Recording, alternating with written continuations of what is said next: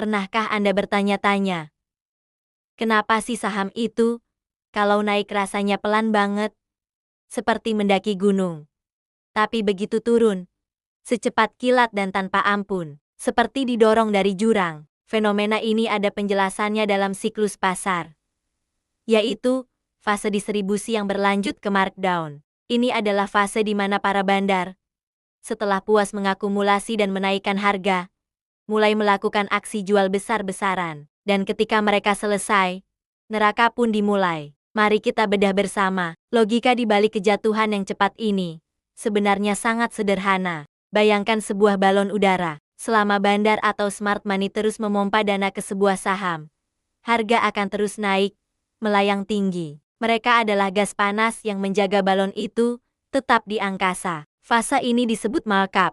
Nah, di puncak, di fase distribusi, mereka tidak langsung menjual semuanya. Mereka akan menjual secara perlahan, sambil menjaga harga, agar tetap terlihat stabil, dan menarik bagi para investor retail yang baru datang. Mereka menciptakan ilusi bahwa harga masih kuat. Tapi begitu semua barang mereka sudah laku terjual, apa yang terjadi? Tidak ada lagi yang menopang harga. Tidak ada lagi gas panas yang mengangkat balon itu. Seketika, balon itu kehilangan daya angkatnya dan jatuh bebas ke bawah. Inilah fase markdown. Kejatuhan yang cepat terjadi karena kekosongan pembeli besar. Yang tersisa hanyalah penjual panik, yaitu para retail yang terjebak di harga atas, yang saling berlomba untuk keluar. Permintaan habis, penawaran membludak, hukum ekonomi sederhana yang brutal. Sayangnya, di tengah kekacauan ini, banyak investor retail yang melakukan kesalahan fatal. Kesalahan pertama, dan yang paling umum, adalah melakukan averaging down tanpa batas. Mereka melihat harga turun, dan berpikir, wah, diskon nih, beli lagi, biar harga rata-rata turun. Mereka terus membeli di setiap penurunan, berharap harga akan segera berbalik.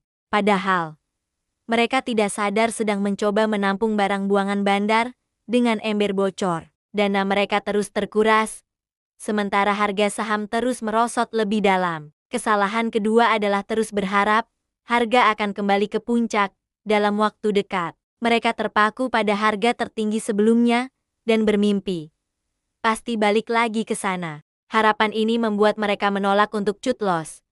Padahal semua indikator sudah menunjukkan tren turun yang kuat. Mereka lebih memilih memegang saham yang merugi berbulan-bulan, bahkan bertahun-tahun, daripada mengakui kesalahan dan memindahkan dana mereka ke saham lain yang lebih potensial. Ingat, pasar tidak peduli dengan harapan Anda. Kesalahan ketiga adalah salah mengartikan penurunan harga. Mereka menganggap ini adalah koreksi sehat atau diskon besar. Padahal, dalam fase markdown, harga yang terlihat murah hari ini bisa menjadi sangat mahal keesokan harinya. Ini bukan diskon.